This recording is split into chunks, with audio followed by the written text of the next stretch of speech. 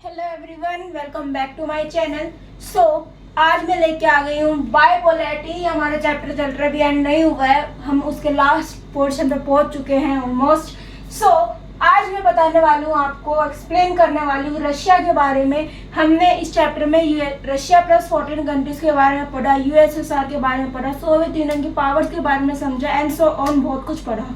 सो आज मैं बात करने वाली हूँ, जो मैं बोल रही थी कि सब कुछ रशिया इंपोर्ट कर रहा था ना यूएसएसआर में, जो जितने इतनी बड़ी ग्रुप था कंट्रीज का टूट गया और सब कुछ इतना पावरफुल ग्रुप, और रशिया सब कुछ इतना इंपोर्ट कर रहा था। तो हाँ भाई, कैसे कर रहा था इतना इंपोर्ट? इतनी क्या थी इसके पास, इतनी ज्यादा इकोनॉमी हो गई थी क्या रशिया के पास, जो सब कुछ इंपोर्ट करने लग रहा था सारी कंट्रीज को। रशिया प्लस 14 कंट्रीज, यानी जो 14 कंट्रीज थी उसको सब कुछ रशिया इंपोर्ट कर रहा था। कैसे भाई, ऐसे क्यों हो रहा था?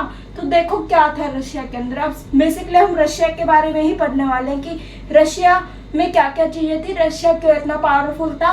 प्लस सेकंड थिंग हम ये पढ़ने वाले हैं इस चैप्टर में आगे कि रशिया और इंडिया के रिलेशन क्या रहे थे।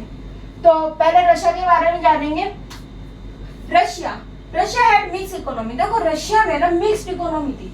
मिक्स्ड इकोनॉमी तो पता होगी, छोटी क्लास में पढ़ के आए होगी, जिसमें प्राइवेट और गवर्नमेंट सेक्टर, ठीक है, private economy and government economy mix रहती है। पब्लिक और प्राइवेट, जिसे समझ जाओ, पब्लिक और प्राइवेट इकोनॉमी जिसे मिक्स रहती है उसको मिक्स इकोनॉमी कहते हैं। यानी प्राइवेट और पब्लिक इकोनॉमी जो अटैच रहती है मिक्स इकोनॉमी कहलाती है। विद यूजफुल नेचुरल रिसोर्सेज, बहुत अच्छे यूजफुल नेचुरल रिसोर्सेज थे।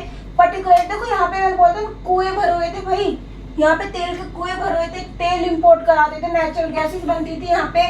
It has world 9th largest economy, और पूरे वर्ल्ड में रशिया की 9th नंबर पे आता था इकोनॉमी में। इतनी ज्यादा वेल डेवलप्ड इकोनॉमी थी कि जो रशिया था वो 9th नंबर पे इकोनॉमी में आया करता था, ठीक है। Bye GDP of 6th largest, देखो वैसे तो रशिया कंट्री 9th नंबर पे आती थी वर्ल्ड लार्जेस्ट में, लेकिन जीडीपी यानी ग्रोस डोमेस्टिक प्रोडक्ट के अकॉर्डिंग यहाँ पे ये जो रशिया कंट्री है वो 6th लार्जेस्ट यानी 6th नंबर पे आती थी प्रोडक्ट इंपोर्ट करने में। यानी बोल सकते सामान का, गुड्स का एक्सचेंज कराने में ये कंट्री 6th नंबर पे आती थी वर्ल्ड में। इट्स फॉरेन एक्सचेंज, इनके जो प्रोडक्ट्स थे वो विदेश जाया करते थे, विदेश इंपोर्ट हुआ करते थे। Reserves the world 5th largest in the world, और विदेशों में प्रोडक्ट भेजने में इस कंट्री ने अपना स्थान 5वें नंबर पे लाया रखा था। वर्थ 50 बिलियन तक इनकी टोटल ये खर्चा क्या करते थे। And the Russia is the 13th largest exporter of 21st century, और 21वीं शताब्दी का रशिया 13th नंबर पे इंपोर्ट करता है चीजें आज भी। Largest importer in Russia maintain 4th largest military expenditure, और मिलिट्री में बम वगैरह में, मिलिट्री लड़ाई वगैरह में, वॉर के टाइम पे भी ये जो कंट्री है 4th नंबर पे आती है खर्चा करने में। भाई जब मैंने बता दिया कि भाई जब लड़ाई हो रही है दो देशों के बीच में, तो सिंपल सी बात है खर्चा तो होगा। अब ये जो बम वगैरह लेके आ रहे हैं, फेंक रहे हैं, हथियार ला रहे हैं, ठीक है, वॉर करने के लिए, तो ये भी तो कहीं ना कहीं से ला रहे होंगे, इनके पास भी तो ये भी तो पैसे दे के आ रहे होंगे। तो उस टाइम पे इसमें भी रशिया 4th नंबर पे आता है मिलिट्री एक्सपेंडिचर में, यानी जो औजार वगैरह होते हैं ना लड़ाई झगड़े के लिए, उसमें भी, और इनकी मिलिट्री भी काफी ज्यादा स्ट्रॉन्ग है, तो इस वजह से 4th नंबर पे आते हैं। अब आगे पढ़ेंगे कि भाई ठीक है, हमने रशिया के बारे में जाना। रशिया बहुत अच्छी कंट्री है, ठीक है, वेल डेवलप्ड है, बहुत अच्छी, इनके पास लार्जेस्ट मतलब सब कुछ ही बहुत अच्छा है, जीडीपी अच्छी है, ठीक है, और मिलिट्री भी काफी स्ट्रॉन्ग है, पावरफुल है। अब हम आगे जानेंगे इस चैप्टर में कि इंडिया के साथ रशिया के क्या संबंध है, इंडिया के रशिया के साथ रिलेशन कैसे हैं, ठीक है। आगे जैसे जैसे चैप्टर आगे बढ़ते जाएंगे पॉलिटिकल साइंस में, इसमें हम बहुत सारे कंट्रीज के साथ इंडिया के रिलेशन पढ़ेंगे। तो अभी फिलहाल हम इंडिया के रिलेशन रशिया के साथ पढ़ने वाले हैं। Indian relation with Russia are important aspect of Indian foreign policy. Indian foreign policy के अकॉर्डिंग इंडिया और रशिया के रिलेशन काफी इंपॉर्टेंट माने गए हैं। इंडो रशियन रिलेशन, इसको इंडो रशियन रिलेशन के नाम से भी जाना जाता है शॉर्ट फॉर्म में। बेस्ड ऑन ट्रस्ट, और ये किस पे बेस है भाई इंडिया और रशिया के रिलेशन? विश्वास पे, ट्रस्ट पे। यानी रिलेशन, देखो हम कोई भी कंट्री एक दूसरे पे रिलेशन कैसे करती है, तुम किसी पे विश्वास करोगे तो तुम उसके साथ अपना एक अच्छा रिलेशन बना पाओगे। तुम अपने फ्रेंड्स वगैरह पे विश्वास करते हो तभी तो उनके साथ तुम्हारे रिलेशन है। तो ऐसे ही जो इंडिया है वो क्या करता है भाई, जो ये तो जो दोनों कंट्री है इंडिया और रशिया आपस में अपने एक दूसरे के ऊपर विश्वास करते, तब ये रिलेशन आज भी है।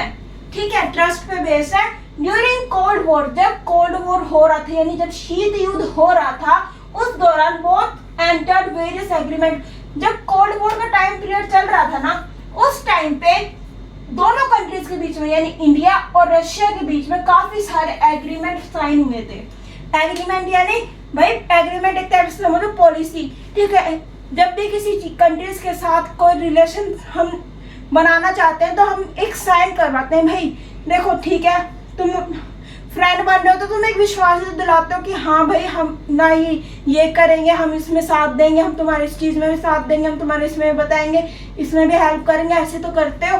वैसे ही इस कंट्रीज रिलेशन में भी हमें क्या करना पड़ता है, जब भी कंट्रीज का रिलेशन होता है तो हमें साइन करने पड़ते हैं कुछ एग्रीमेंट्स, जिसपे हमारा बेस होती है हमारी फ्रेंडशिप। यानी बेसिकली कंट्रीज की जो फ्रेंडशिप है वो आमतौर पे किस पे बेस रहती है, एग्रीमेंट्स पे अमंग देम। यानी आपस में बहुत सारे एग्रीमेंट एक कंट्री साइन करती है जब किसी चीज पे वो अपने अच्छा रिलेशन बना रही होती है। एज पर स्ट्रेटेजिक एग्रीमेंट, तो एक एग्रीमेंट है स्ट्रेटेजिक एग्रीमेंट जो 2001 में साइन करा गया था। Both country have sign 80 bilateral agreement. देखो 2001 में स्ट्रेटेजिक एग्रीमेंट साइन हुआ था इंडिया और रशिया के बीच में, एंड दोनों कंट्रीज ने ऑलमोस्ट अभी तक 80 एग्रीमेंट साइन हो चुके हैं दोनों कंट्रीज के बीच में। भाई एग्रीमेंट ये मत सोचो कि छोटी मोटी चीज के लेके होते हैं एग्रीमेंट, ऐसा नहीं है। एग्रीमेंट बहुत सारी चीजों को लेके होते हैं। फर्स्ट एग्रीमेंट हो सकता है भाई रिवर वाटर शेयरिंग के ऊपर एग्रीमेंट्स होता है, जैसे कि इंडिया और पाकिस्तान के बीच में ये एग्रीमेंट साइन हो रहा है कि भाई हम क्या करेंगे, रिवर वाटर जो बीच में एक रिवर जा रही है बीच में हम उनको इक्वल वाटर शेयर करेंगे, तो ये एग्रीमेंट साइन होते हैं। वो एग्रीमेंट इसलिए साइन करे जाते हैं ताकि कल न आगे जाके वॉर की सिचुएशन ना बने। यानी कैसे तैसे ये जो एग्रीमेंट्स होते हैं ये फ्रेंडशिप को और आगे बढ़ाते हैं, क्योंकि देखो अगर एग्रीमेंट साइन नहीं होंगे तो कभी भी वॉर हो सकता है। ऐसा कोई बात नहीं कि आज अगर इतने अच्छे रिलेशन है किसी के साथ तो कल में बिगड़ जाए, तो ऐसे बिगड़ेंगे नहीं, तो ऐसा इम्पॉसिबल है, बिगड़ भी सकते हैं। इसी चीज को ध्यान में रखते हुए गवर्नमेंट जो होते हैं वो एग्रीमेंट साइन करवाती है। तो यहाँ पे एग्रीमेंट साइन है भाई 2001 में स्ट्रेटेजिक एग्रीमेंट साइन हुआ था। Both country have sign 80 bilateral agreement. दोनों कंट्री ने 80 एग्रीमेंट साइन किए हुए आपस में। India benefit from Russia on several issue. देखो इंडिया को ना अभी तक काफी सारे बेनिफिट मिला है रशिया से। ऐसी बात नहीं है कि भाई लड़ाई हो रही है एग्रीमेंट के थ्रू, ऐसा नहीं है। इंडिया को काफी ज्यादा बेनिफिट मिला है ऑन सेवरल इशू, काफी सारे इशू, जैसे कश्मीर इशूज पे। जब कश्मीर इशू हुआ था एनर्जी सप्लाई, उसमें बहुत ज्यादा साथ दिया था रशिया ने हमारा। Share information about international terrorism, information भी एक दूसरे की आती जाती रहती है, टेररिज्म कैसे चल रहा है, आपस में बैठ के बातचीत करते हैं, ठीक है, एंड सो ऑन, बहुत सारी चीजें ऐसे। As seen Indian cultural and Hindi films, और माना जाता है कि जो इंडिया का जो कल्चर है, जो इंडिया का कल्चर है और हिंदी फिल्म्स है, जैसे कि हमारे इंडिया में क्या भी हिंदी फिल्म्स तो ऑलमोस्ट सभी लोग देखते हैं हिंदी फिल्म्स, है ना।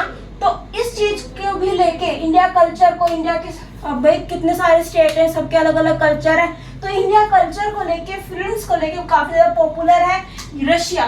यानी रशिया में और यूएसएसआर में आज भी हिंदी फिल्म्स, इंडिया की हिंदी फिल्म्स बहुत ज्यादा पॉपुलर है, ठीक है। और वहाँ के लोग इंडिया का कहीं ना कहीं कल्चर भी यूज कर रहे हैं। तो देखो कितनी अच्छी बात है, इंडिया का कल्चर रशिया जैसे एक बड़ी कंट्री में यूज किया जा रहा है, ठीक है। और हिंदी फिल्म्स को भी बहुत ज्यादा लोग क्या दे रहे हैं, प्रायोरिटी मिल रही है इंडिया की तरफ से, रशिया की तरफ से। सो देखो ये था हमारा रशिया के बारे में और इंडिया रिलेशन विद रशिया।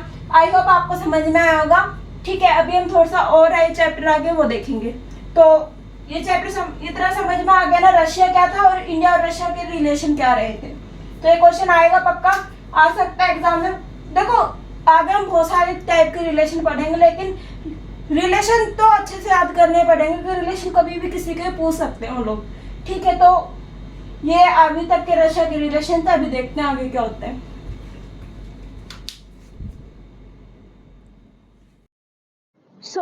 आगे देखो क्या होता है। Arab spring in 21st century, अब हम अरब स्प्रिंग के बारे में थोड़ा और जानेंगे, अरब स्प्रिंग के बारे में पढ़ेंगे कि अरब स्प्रिंग था क्या। ये भी आपका एडिशनल टॉपिक में से एक है, अरब स्प्रिंग।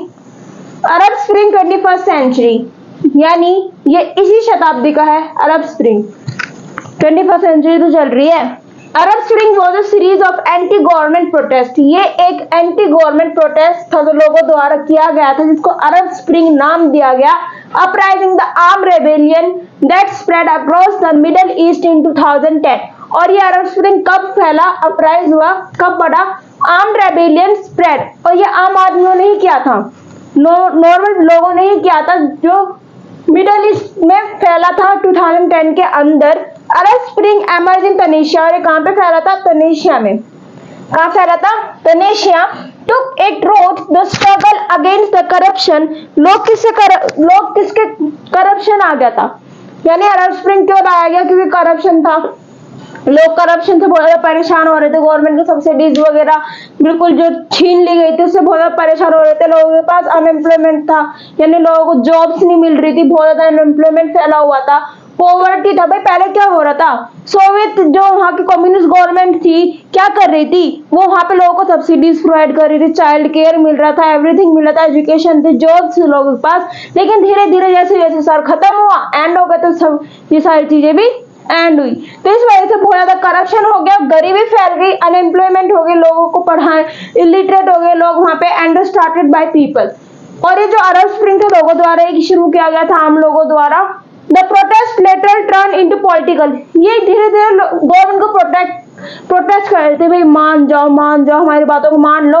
लेकिन धीरे धीरे क्या हुआ, ये चीजें, ये जो लोग इकट्ठे होते चले गए और ये एक बड़ा मूवमेंट यानी आंदोलन बन के खड़ा हो गया।